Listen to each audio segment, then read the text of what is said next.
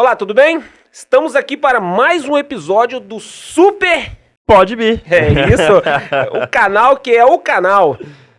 E... Meu nome é Gerson Brandão. E o meu é Vini Alcântara. E hoje vamos conversar com ele. A gente está um pouco emocionado, porque tem 2 anos de espera, que é natural de Guarapari, economista e mestre pela UFES. Foi eleito deputado estadual pelo PSB em 2022, com 32.123 votos. Ex-secretário em pastas estratégicas no governo Casagrande e na prefeitura de Vitória. E hoje preside a Comissão de Finanças da ALES ou da ALES? E integra o Colegiado de Educação, Ciência e Segurança. Em nossos estúdios, quem, Gerson? Thiago Hoffman. Palminha pra ele.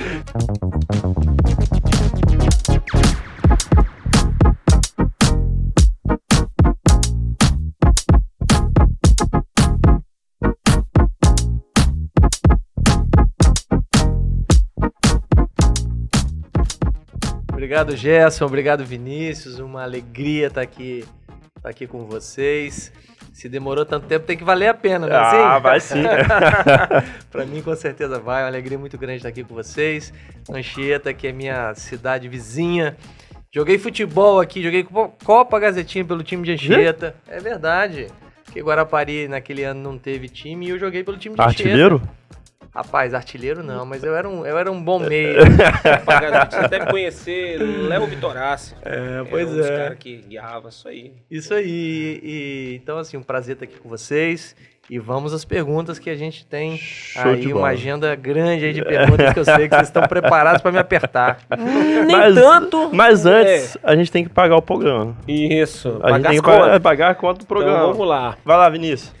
Gerson, a primeira cooperativa de crédito do Brasil com mais de 7 milhões de associados é quem? Sicredi Anchieta. Muito bem. E quem é pioneiro em conexão aqui na nossa região, Vinícius? Easy1 Telecom.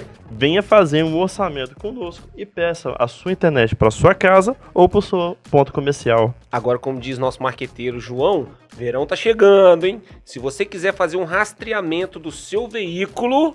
V8 Rastreamento. Por quê?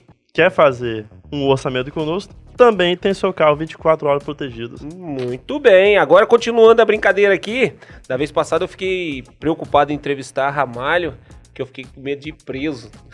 Mas como o Ramalho não me levou preso, Paulo Cola não deixou a gente chamar ele de Superman. Então vai fluir aqui muito. Tá tranquilo. Entendeu? Tá tranquilo. Gerson, faz as honras da casa, meu irmão. Thiago, a gente aqui é direto ao assunto. Bem direto ao ponto. E aí, a primeira pergunta que eu acho que abre todo o início da sua trajetória. O que te inspirou a entrar na vida política? Na verdade, a gente que está na vida política, muita gente já passou desde a faculdade pelo movimento estudantil. Então, na universidade que eu fiz economia, na Universidade Federal, eu fui presidente do Centro Acadêmico de Economia e fui membro também da diretoria do Diretório Central, né, do DCE da universidade. Então, tive uma militância ainda no movimento estudantil e depois disso minha vida se fez um pouco na iniciativa privada, mas eu trabalhei numa empresa de pesquisa e consultoria por mais de 10 anos, além de ter sido professor. Fui professor na Universidade Federal, fui professor em faculdades particulares e... Nesse período, eu trabalhei também numa empresa de pesquisa e consultoria. Ali eu tive muito contato com a política. Meu tempo de faculdade já foi um tempo bastante dedicado. Na economia a gente chama de discussão do desenvolvimento econômico, né, que é uma pauta muito importante na política. Né? Os economistas eles trabalham muito na política, nos bastidores, para ajudar na tarefa do desenvolvimento das cidades, das regiões, dos estados. E eu me dediquei muito a isso enquanto formando de economia e depois como professor também. E nessa empresa de pesquisa e consultoria eu tive muito contato com a política, atendi governadores, atendi deputados federais, senadores. E isso foi fazendo crescer, assim, não foi algo que eu planejei, foi algo que foi acontecendo na minha vida. Até que eu recebi um convite do governador Casagrande, que eu conheci nesta empresa, trabalhei na campanha dele de deputado federal, trabalhei na campanha dele de senador, trabalhei profissionalmente, fui contratado. E depois, na primeira campanha dele de governador, ajudei na construção do plano de governo. Então, trabalhei em 2010 na campanha dele de governador, na construção do plano de governo, e ele me convidou para ir para o governo, primeiro mandato dele em 2011, que foi minha primeira experiência na vida pública. Dali em diante, eu entrei na vida pública como um técnico, como um economista, como alguém que foi trabalhar para ajudar a construção de políticas públicas em diversas áreas. Jamais imaginei que disputaria um mandato, mas isso também foi acontecendo naturalmente. Assim como eu não imaginava ir para a vida pública, nunca imaginei que eu seria secretário de Estado, que eu assessoraria um governador. Eu saí aqui de Guarapari, de um bairro de periferia, que é o bairro Itapebuçu, brincava de bola, na minha rua não tinha nem calçamento. Então, assim, quando é que eu imaginei na minha vida que um dia eu assessoraria um governador? Isso nunca passou pela minha cabeça, né? Mas essas coisas foram acontecendo. A universidade me levou para essa empresa me levou a conhecer de perto personalidades da política, entre elas o governador Casagrande, e isso fez com que eu começasse a trabalhar para essas pessoas e dali foi um salto. Você começa como a ter tarefas dentro da vida pública e disputei um mandato. Tô deputado hoje. Não foi nada planejado. Muito bem. Vinícius? Que legal. Agora diz um pouquinho sobre essa sua visão como político e cidadão. Como que a cidade de Guarapari, depois Vitória, vieram moldar essa visão política, essa visão de cidadão. A gente quer saber um pouco de você, porque a gente refresca agora e aperta depois. Quando eu comecei a atuar na vida pública, eu tinha sempre em mente aquilo que eu tinha feito enquanto estudante de economia e também depois como professor de economia, o que eu tinha estudado. Eu tinha assim, muita vontade de colocar teses, né, acadêmicas, inclusive, na prática, porque eu olhava para minha cidade. Inclusive, minha dissertação de mestrado foi sobre Guarapari, né?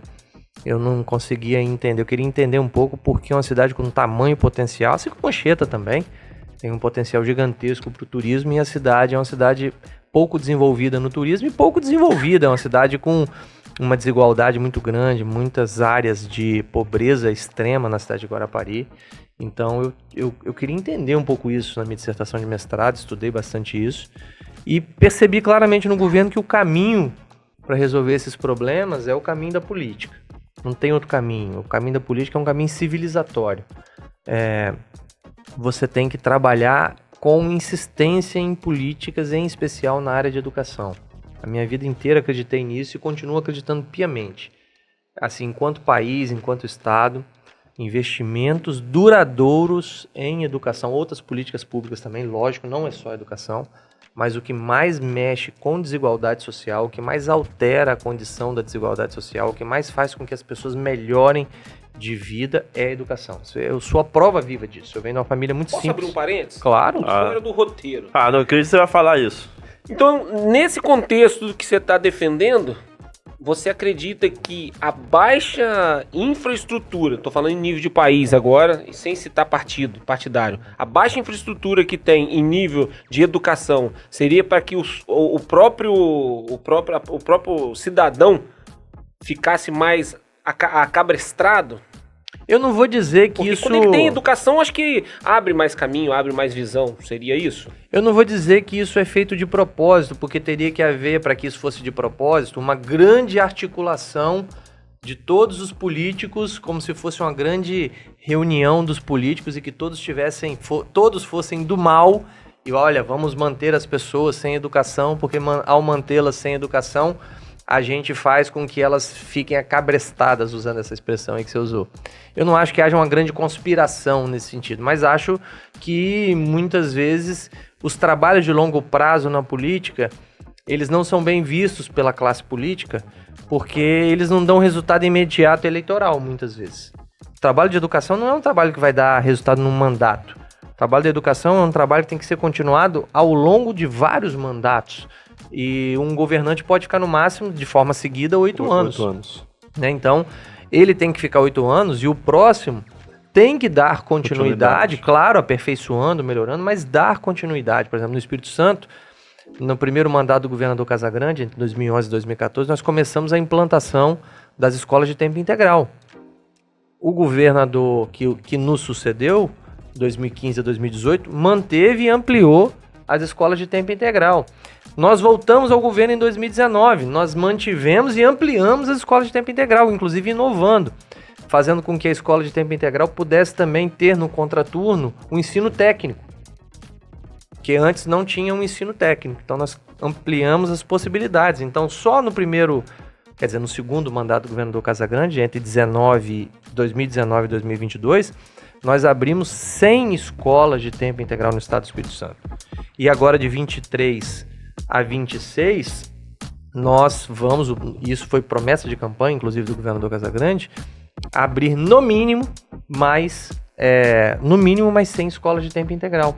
Então esse trabalho, se ele tiver uma continuidade, eu não tenho nenhuma dúvida que ele vai fazer uma diferença enorme, porque o Espírito Santo hoje já é o estado com a menor taxa de desemprego do país. Mas eu vou falar assim, isso não é por acaso. Isso é porque há investimento em infraestrutura, há investimento em educação, há investimento na qualificação profissional. Nós temos um programa de qualificação que eu coordenei no governo, chamado Qualificar, que abre 100 mil vagas por ano de qualificação profissional, né, para aquela pessoa que tem uma escolaridade baixa, que vai fazer um curso, às vezes, para ser um atendente de balcão numa farmácia, que vai fazer um curso para fazer pães caseiros. Então, nós temos cursos de qualificação profissional que chegam a atingir 100 mil pessoas num único ano. Então, nós podemos atingir num mandato 400 mil pessoas. Então, isso é uma revolução de qualificação profissional. E isso vai gerando resultado. Redução de desigualdade, redução de desemprego. As pessoas vão tendo a dignidade de ter a renda e levar o seu prato de comida para dentro de casa, sem depender da cesta básica de uma prefeitura, sem depender de uma igreja que faz um sopão. Então, é isso que a gente espera, uma sociedade menos desigual. Mas, para isso, a gente precisa fazer políticas públicas que vão modificando essa realidade. Entendi. Só abrindo um parênteses, quando você falou um parênteses, Vinícius, eu pensei que você ia citar a entrevista que a gente fez com o Joilton e com o Dr. João, que ele falou exatamente, o professor Joilton falou sobre a questão da desigualdade, está na educação. Se você não assistiu esse episódio, só entra lá no YouTube, canal no YouTube, e lá na entrevista lá dos dois lá, que você vai estar verificando essa entrevista completa. Mas voltando à entrevista, Thiago... E o Joilton é meu colega professor da FAESA por muitos anos. Manda um abraço. Manda um abraço pra ele. Um abraço pro meu amigo, irmão Joilton, pra esposa dele, a Renata, pra filha dele, pra toda a família dele, meu amigão mesmo, tô com saudade dele. Nós ficamos aqui embaixo conversando um dia, ele falou, caraca, nunca imaginei que o Thiago fosse pro lado da política. Caraca, esse cara é deputado, ficou ali conversando, viajando. Meu colega. Mas assim, a gente voltando um pouquinho da pauta, deu para entender, não é nem mais uma pergunta não, já é uma afirmação que foi algo que transpareceu isso na sua resposta. É a sua bandeira a educação e o desenvolvimento econômico.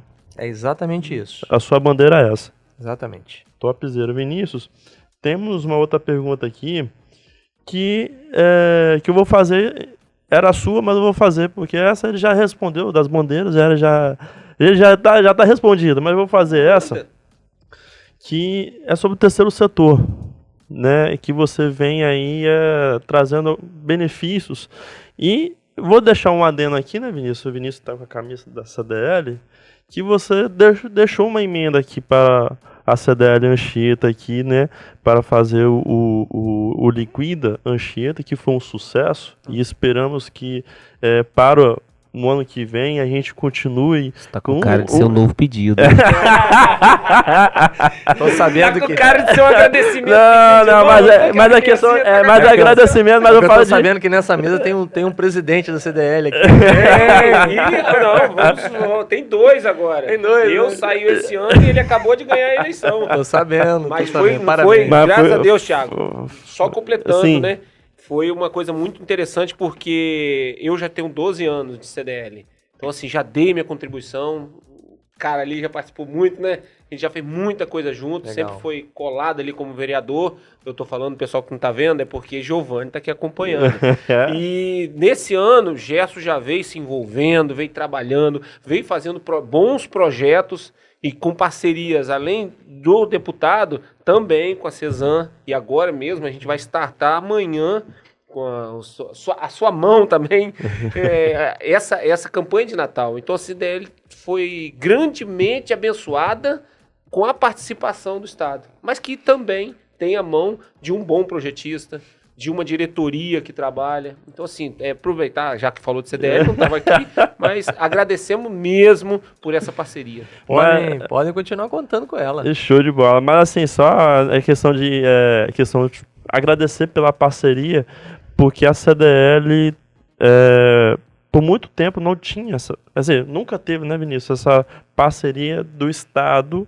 E aí, pela primeira vez, a gente consegue, né, essa parceria forte, que acho que fortalece ainda mais a imagem da instituição para a nossa cidade, para a nossa região.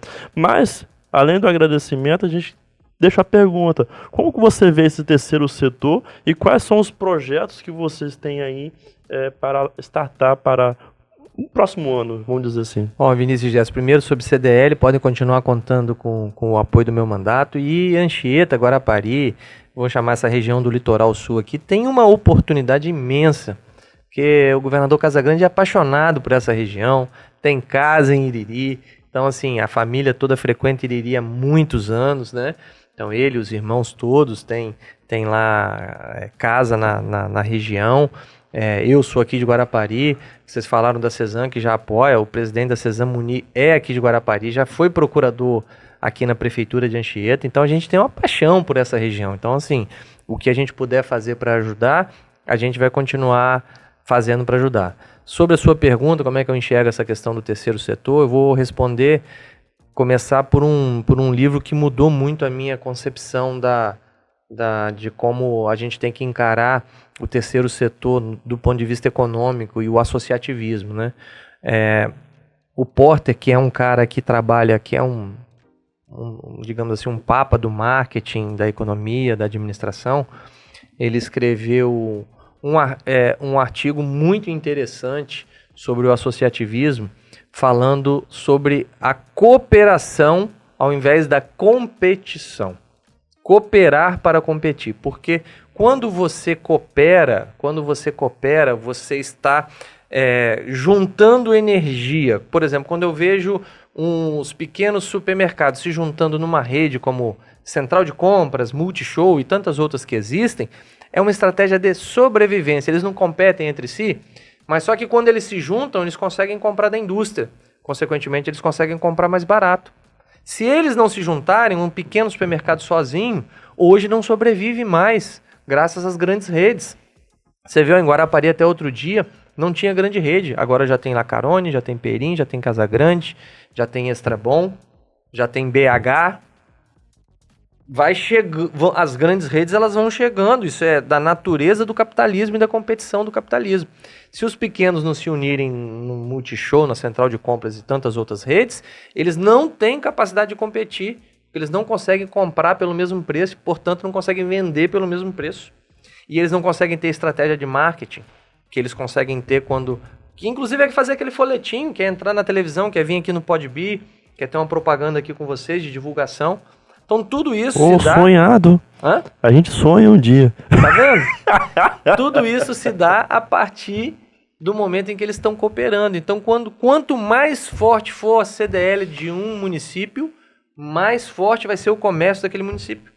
Porque vocês estarão unidos. Por exemplo, se não tem um CDL forte aqui, como é que a gente organiza o Liquida? Através de quem?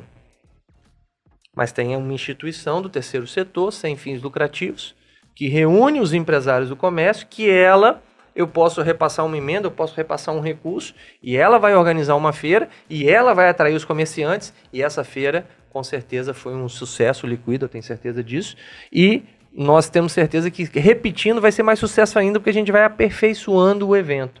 Então, esse artigo do Porter eu recomendo, ele é muito, muito, muito legal, está num livro dele chamado Competição, que ele escreveu na década de 90, se eu não me engano, 95, eu sou velho, então me lembro desse livro, estudei por ele, que ele escreve isso, sobre cooperação. E a partir daí eu fui descobrindo outros autores que vão falando a mesma coisa. O quanto é importante essa cooperação. Não significa que as lojas o comércio aqui não tenha competição entre si, tem um monte de loja de roupa, eu quero vender, você quer vender. a gente compete no que a gente pode competir, mas a gente coopera naquilo que a gente pode cooperar para sermos todos nós mais fortes. A grande indústria, os grandes já entenderam isso há muito tempo. Na década de 90, por exemplo, a Ford, que é uma gigante automobilística, e a Volkswagen, que é outra gigante automobilística, formaram a Auto Latina. Fabricavam carros exatamente iguais, com os mesmos motores, caixa de marcha, não sei o quê, mudavam um pouquinho da estética. Você tinha lá da Ford a Pampa e você tinha a Saveiro da Volkswagen. Motor, o mesmo motor AP, mesmo caixa de marcha, tudo igual. A mecânica, tudo. Por quê? Compravam tudo mais barato, produziam numa única fábrica, não precisava de 2 fábricas. Produzia Versalhes e Santana. E assim foi. Então, esses caras já entenderam há muito tempo que não precisa que a indústria automobilística ela compete no marketing. Você pega uma propaganda antiga da Fiat, é estilo, ou você tem ou você não tem. Agora, meu amigo, a caixa de marcha do Fiat Estilo é a mesma do Volkswagen tal, que compra da mesma fabricante, o pneu é da mesma marca, e a tinta vem das mesmas fabricantes, porque já entenderam isso há muito tempo. Então, o terceiro setor, as instituições do terceiro setor da economia, como é o caso da CDL, são fundamentais principalmente para os pequenos. E no Brasil, não posso falar como é a experiência ao redor do mundo, que isso eu não conheço, mas no Brasil posso afirmar que isso eu conheço bem, 95% das empresas são micro, pequenas ou médias empresas, 95%. E mais de 70% dos empregos estão nessas empresas.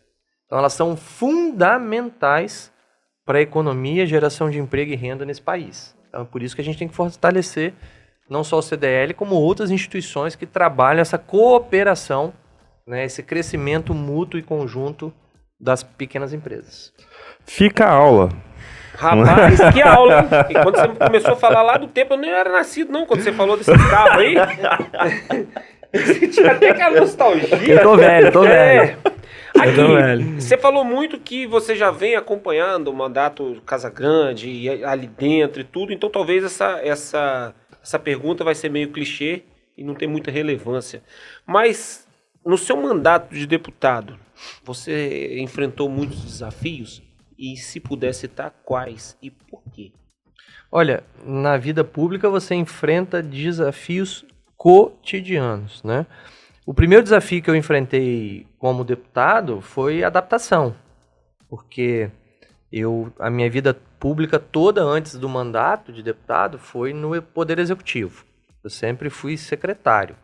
Então, o Poder Executivo ele tem uma lógica e uma dinâmica. O Poder Legislativo tem outra lógica e outra dinâmica. Então, o desafio da adaptação para mim, eu diria para você que foi o desafio mais forte. Porque quando você está secretário de uma pasta, você quer que uma coisa aconteça, você faz essa coisa acontecer.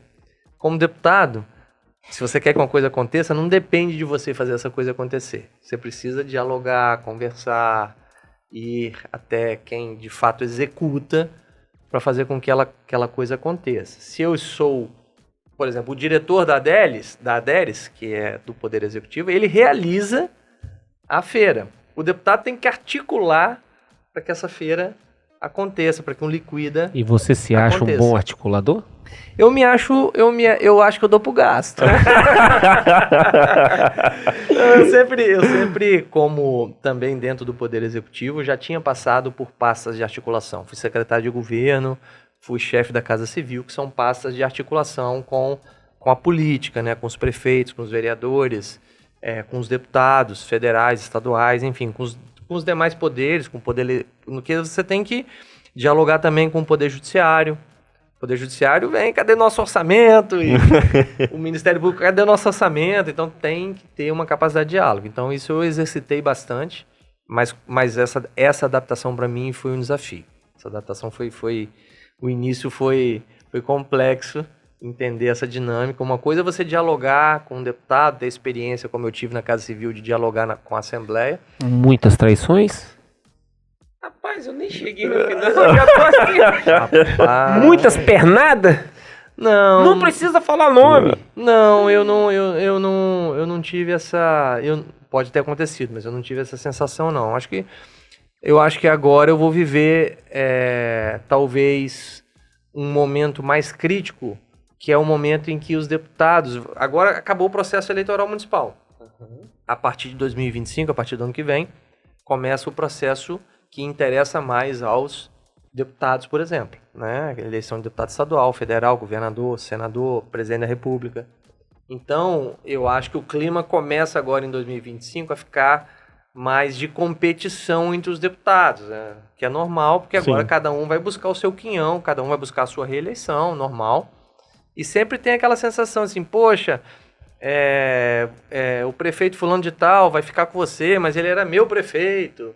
Sempre tem essa conversa, né? Então, tem esses empurrões, essas cotoveladas que é igual um caminhão de abóbora, né? Ele vai andando, vai batendo nos buracos, ele vai balançando e a carga vai se ajeitando. Mas vai se ajeitando, né? Mas ajeita.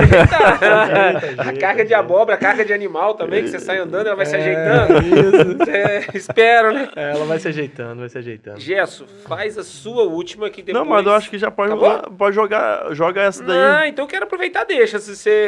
Porque ele falou o seguinte, já aproveitando a deixa, indo pros finalmente. Agora a gente tem aquele momento que é o... Fofoca de abelha.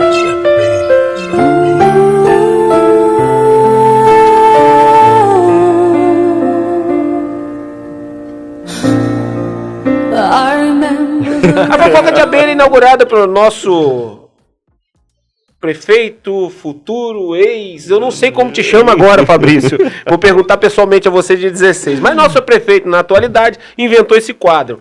E a gente viu agora, aqui com o Thiago, o seguinte. Ele falou assim que agora o negócio esquenta. A partir de janeiro vem aqueles empurrão, aquela picuinha, porque agora é o momento deles como deputado federal. Enfim, Thiago já falou. Agora a gente quer saber o seguinte, sendo muito direto. De 0 a 10, o que rola mais aqui? Reeleição, deputado, né? Reeleição como deputado, eu tô querendo falar, governador, não, tem tudo. Presidente eu vou te deixar livre dessa, mas tem muita coisa aqui. Thiago, o que Thiago vai ser? Reeleito, Thiago vai pra federal, Thiago vai como senador, vai desistir de tudo, vai pegar um carguinho só de governador, já tá bom. O que Thiago vai fazer, gente? Olha, na política, assim, a gente faz planejamento de uma eleição para outra, né? Terminou a eleição agora e, assim, eu tenho me colocado como pré-candidato a deputado federal, né? Eu digo sempre o seguinte, que dentro da política, você tem situações em que você tem mais domínio e outras que você tem menos domínio. Ser candidato a deputado federal é uma coisa que está mais sobre o meu domínio. Não é 100%, mas é uma decisão minha. Eu quero ser candidato a deputado federal, eu posso ser candidato a deputado federal, meu partido tem interesse, todos os partidos têm interesse em fazer federal, porque pela reforma política, o deputado federal é o cargo mais importante do ponto de vista partidário. O cargo mais importante para os partidos é bancada de deputado federal. Quanto mais deputado federal um partido tem, maior é o tempo de televisão dele, maior é o fundo partidário, o tempo de rádio, tudo. Então, o cargo que mais importa para os partidos na eleição de 2026 é o cargo de deputado federal. Então, obviamente, há o interesse do meu partido e eu estou colocando meu nome à disposição do partido na condição de pré-candidato a deputado federal. Lógico que ainda tem muita água para rolar. Algo pode se modificar nisso? Pode se modificar. Mas outras candidaturas, eu não pretendo ser candidato a deputado estadual novamente. Não pretendo. O mandato... Thiago, você está decepcionado com o mandato de deputado estadual? Não, muito pelo contrário. Estou muito feliz. Deputado estadual é um mandato muito bom, muito gostoso, porque você está dentro do Estado, você está perto do Poder Executivo, você consegue se relacionar bem com o governo, você consegue estar nos municípios, você consegue estar presente, conversar com as lideranças, como hoje eu estou aqui em Anchieta, né? Amanhã provavelmente estarei em Vitória, mas na semana que vem a gente vai viajar de novo, provavelmente para o norte do estado. Então a gente consegue ter uma agenda de presença nos municípios. Então o mandato de deputado estadual é muito bom. Mas eu acho que na política o povo quer que a gente vá dando passos, que a gente vá buscando desafios. O cara que fica ali transformando um cargo de deputado que é... Efetivo. Hã? Um efetivo da vida. Como se eu fosse um efetivo, um concursado. Não acho que isso é bacana nem para mim, nem acho que as pessoas gostam disso. Eu acho que as pessoas querem renovação na política. Então, eu vou dar um outro passo, que é ser candidato a deputado federal. Fora ser candidato a deputado federal, qualquer outra coisa não depende de mim. Você pode ser candidato a senador, governador, qualquer outra coisa. Eu estou à disposição do grupo político ao qual eu pertenço. Eu pertenço ao grupo político liderado pelo governador Renato Casagrande. Desde sempre. A minha vida política toda se fez dentro deste grupo político. Eu sempre fui liderado pelo governador Casagrande. Foi quem me deu todas as oportunidades. E se ele não fizer mais nada por mim, pelo que ele já fez por mim, eu serei leal eternamente a ele. Ele sabe disso. Então, para que eu possa decidir qualquer outra coisa, o grupo tem que dizer assim, não, nós queremos que você seja candidato a senador, nós queremos que você seja candidato a governador, mas não é o meu projeto. Meu projeto é ser candidato a deputado federal. Pode ir mais longe? Show de bola. Por favor. Então, vamos lá. Então, a definição de tudo aqui que estadual, não. Federal é o projeto e o restante vai depender da articulação entre vocês do partido. Vai deixar o cargo de deputado estadual vago? Então, na verdade... Sim, solto assim? Na verdade... Ou tem algum nome de peso, assim, para tentar abençoar? Na verdade, nós teremos candidaturas a deputado estadual. Normalmente, um deputado federal, ele tem capilaridade estadual e você vai trabalhar com candidaturas regionais. Então, assim, nós vamos ter candidaturas. Esta região, com a minha saída, é uma região que nós precisaremos lançar um candidato estadual aqui dessa região. Nós precisamos trabalhar, porque nós já temos eu e o deputado Zé Preto, que também é de Guarapari, que também atua aqui nessa região, mas tem uma atuação mais focada em Guarapari, né, bem focada em Guarapari, mas ele tem aqui também uma capilaridade aqui para Anchieta, mas cabe nessa região mais um deputado estadual. Cabe mais um deputado estadual. Com a minha saída, a gente vai trabalhar uma candidatura que pegue aqui essa região. Assim, do nada, assim, nada, sem pensar muito, tem algum nome? Não, assim, tá cedo ainda. Tá cedo. Então a gente gosta de Cutucar. tentar complicar um pouquinho pra ver se sai alguma coisa. Mas aí eu quero uma promessa agora. Porque não é uma decisão minha. As candidaturas que nós vamos apoiar, a candidatura a deputado estadual que nós vamos apoiar, por exemplo, que pegue Anchieta, Piúma, Marataízes, Presidente Kennedy, Alfredo Chaves, é uma candidatura que tem que surgir daqui. Uhum. É uma candidatura que tem que surgir e essa candidatura nós vamos abraçar e apoiar. Eu posso botar uns nomes aqui embaixo no rodapé por minha conta? Pode. Pra poder jogar aí, de repente, a gente faz um bolão, né? Eu sei que é proibido, mas a gente não vai fazer não, Justiça. Bolão não, a gente pode fazer uma enquete. Isso, a gente pode fazer nem enquete agora, né? Mas aí, vamos lá, um pouquinho mais agora. Essa fofoca de abelha tem hora que chega assim que os assessores ficam doidos, porque já traz a pauta certinho e eu não vou em nada. Você pensando assim de galgar maiores coisas, você vai precisar de uma aliança maior. A visão de um deputado é diferente da visão de um federal, ele precisa abraçar mais. Então, para isso, 25 e 26 pode ser que tenha outras novidades para Thiago Hoffmann. Pode. O que seriam essas novidades para galgar algo maior? Na verdade, assim, quando você pertence a um grupo político, você de fato pertence, você se sente parte de um grupo político, você está sempre à disposição de quem lidera esse grupo para as missões, né? Quando eu decidi ser candidato a deputado estadual, a primeira pessoa que eu consultei foi o governador. Olha, eu quero ser candidato a deputado. E ele me deu todo o estímulo para que eu pudesse ser candidato a deputado estadual. Eu já venho conversando com ele desde antes da eleição municipal sobre a minha pré-candidatura a deputado federal, que no próximo pleito eu quero disputar para federal. E ele também vem me apoiando nesse sentido.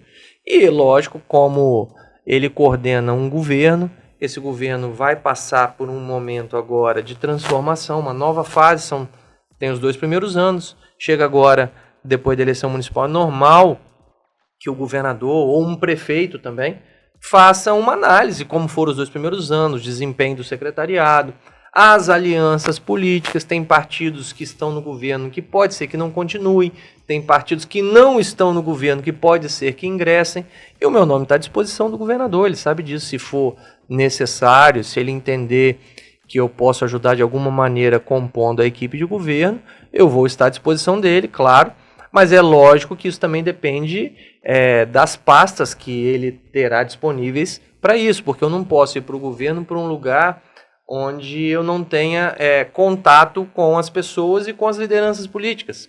Porque se eu tenho um projeto político de ser deputado federal, eu tenho que continuar em evidência, preciso continuar trabalhando e entregando, né? Uma secretaria, todas as secretarias são muito importantes, mas quando você fala de uma secretaria, por exemplo, vou dar um exemplo aqui, no governo do estado você tem a CGE, que é a Secretaria de Gestão, Administração de Recursos Humanos. Não é uma secretaria, aposto que vocês não conhecem quem é o secretário, é uma pessoa maravilhosa, faz um excelente trabalho, é meu amigo, mas aposto que vocês não conhecem quem é o secretário da CGE. Porque não é um secretário que tenha contato com a sociedade de uma maneira em geral. Ele é um secretário que a gente chama para dentro do governo. Então, para você estar dentro de uma equipe de governo, para quem tem projeto político, você precisa estar em pastas que tenham visibilidade. Então, meu nome está à disposição do governador, mas isso é um assunto que ainda tem muitas águas para rolar. Ou não, né? Só faço uma promessa. Assim que essas águas desenrolarem, você volta dá aqui? um furo de reportagem. Se não voltar aqui, a gente vai lá. É só responder. Ó, tá ouvindo, né? A gente vai levar o equipamento, vai filmar lá no gabinete de Thiago, onde ele vai dar aquele spoiler. Compromisso 2025, 2026. E quem vai ser o nosso deputado estadual aqui da nossa região. Compromisso assumido. Olha lá, tá vendo? Top. Então, fechou. Gerson, por mim, tá encerrado. Fofoca Agora de é abelha, com você. Você espetou bem. Não tem problema não, rapaz. Culpa aqui toda de Giovanni. Tudo. Porque quem trouxe, quem convidou e tal. Thiago. Deixa aí que depois eu me resolvo com ele. Rapaz, vou te falar uma coisa. Eu gostei muito de falar com você, cara. Obrigado. Ó, não esperava que fosse uma entrevista tão gostosa assim. Obrigado, Gerson. Entendeu? Já tinha ouvido muito falar de você através do meu amigo, mas não esperava que você fosse um cara fantástico. Se tem um cara que te leva no colo aqui na Anchieta, é Giovanni Menegheri. Esse cara que fala bem de você aqui na região aqui, não tem outro. Só tem que aprender a fazer churrasco. Quando a gente vai na casa dele... Mas aí, tá difícil, rapaz. Quando for pra fazer churrasco, tem que convidar o pai dele, não? Zezão, perdedor de carteira. Aí, com o Zezão, garanto que você vai comer carne de qualidade, peixe de qualidade, frango de qualidade. Top. Eu nunca vi cozinhar igual Mas o irmão também tá no caminho, tá? Diegão? Diego faz quando prepara um churrasquinho lá, quando ele tava preparando, né, que a gente tava frequentando lá, ele preparava um negócio bom pra lá. O problema dele é que se ele for fazer um elogio a você acha que ele tá brigando com você.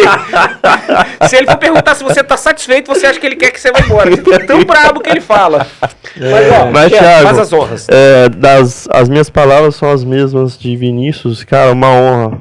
Obrigado. E você tá abrindo o nosso canal a nível estadual. Muito obrigado. Porque a gente trouxe Ramário aqui, mas ele era secretário, mas agora a nível estadual, deputado, essa bancada deputada aí.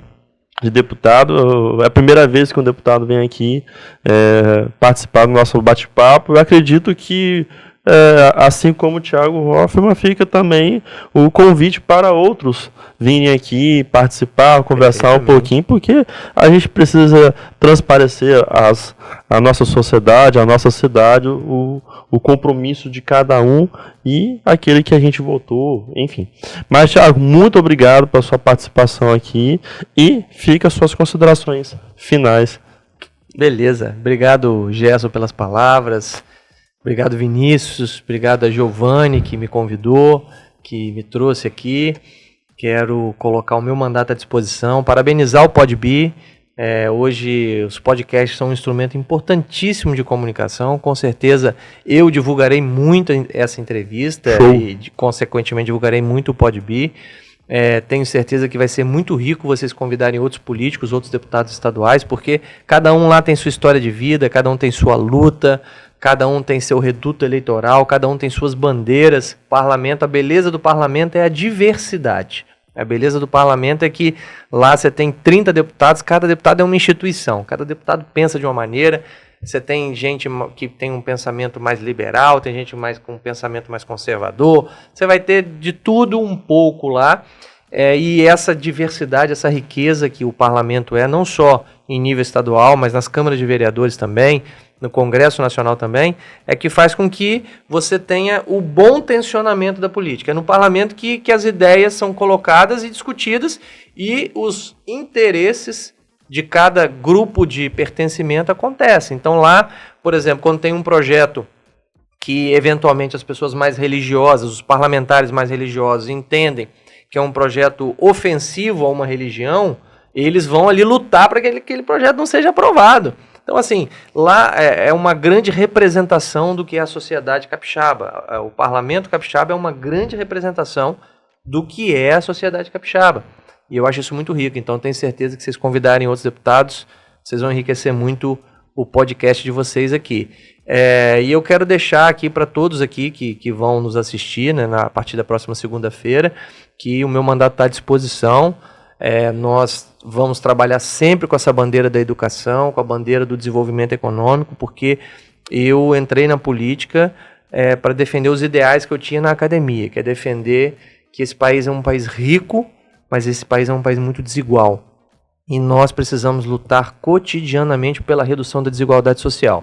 Não é possível nós convivermos num país onde você tem uma pessoa que tem um helicóptero particular, um avião particular, propriedades, que tem tudo do bom e do melhor pela sua família, e você tem gente que ainda passa fome nesse país. Isso é inadmissível. Então, assim, quando você passa num sinal de trânsito, vê uma criança trepada nas costas de outra criança, jogando bolinha para cima, para pegar um dinheiro, para levar para casa, para comprar o alimento do dia, isso, quem está na política não pode perder a capacidade de se indignar com esse tipo de situação. E eu não perco essa capacidade de me indignar, porque eu vou continuar trabalhando para a gente modificar essa realidade, né? E eu acho que esse é o grande objetivo de estar na vida pública, é trabalhar para que as pessoas possam ter uma sociedade mais igual.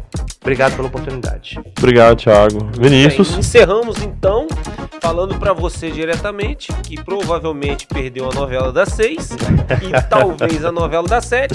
Eu estou muito satisfeito com essa entrevista e espero que você esteja também. Agradecemos muito a sua presença, porque se você está me ouvindo falar isso agora, é porque ficou até o final. Então, um beijo no seu coração. Gerson. Tchau.